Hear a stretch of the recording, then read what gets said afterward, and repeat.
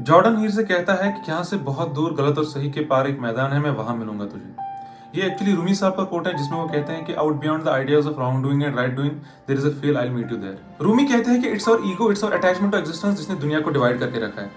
The good and evil, the right and wrong, the strong and weak, success and failure.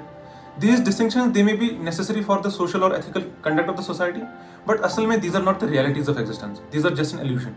असल में we are all the creations of the same creator. We all have the same essence. We are the manifestations, the reflections of the same divine energy. These differences they belong to what Sufis call as the realm of multiplicity, or Plato calls as the world of appearances or the world of becoming. The world where the ego it constantly categorizes everything according to its own interest. और जो हमारा ego है it survives by comparison.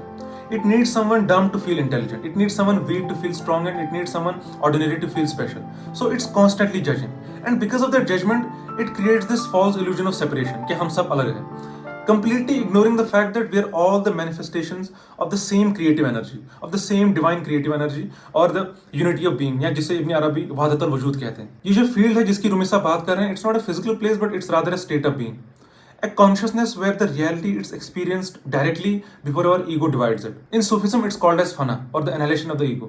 When the ego disappears, the compulsive impulse to label everything, to differentiate everything, it also disappears. So what remains is the true presence, is the unity. For example, the ocean and its waves. The waves they may appear separate, like one is smaller, one is larger, one may be gentle, one may be violent. And if the waves get attached to their existence, they'll start comparing. One would say I am the larger one would say I am the stronger one would say I am the most beautiful, neglecting the fact that it's ultimately the ocean. The difference it only lies on the surface, in the world of appearances. But beneath the depth of every wave is the same water. Now human beings they're also like these waves. Our nationalities, religions, caste, professions, these differences they are real on the surface just like the shapes of the ocean. But beneath these differences lies the same mystery of consciousness, the same source of existence.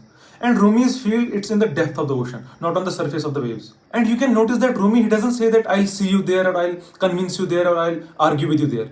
He's saying that I'll meet you there, which means that I'll meet you not as the waves which compete, but rather as the ocean from which both of us arise. So for Rumi, love, it's not an encounter between two egos, but a recognition between two souls. It's in that silent feel that love, it ceases to be an emotion, but rather becomes the atmosphere in which both beings exist. Where one no longer asks that, who are you? But rather realizes that at the deepest level, what's alive in you is not separate from what's alive in me.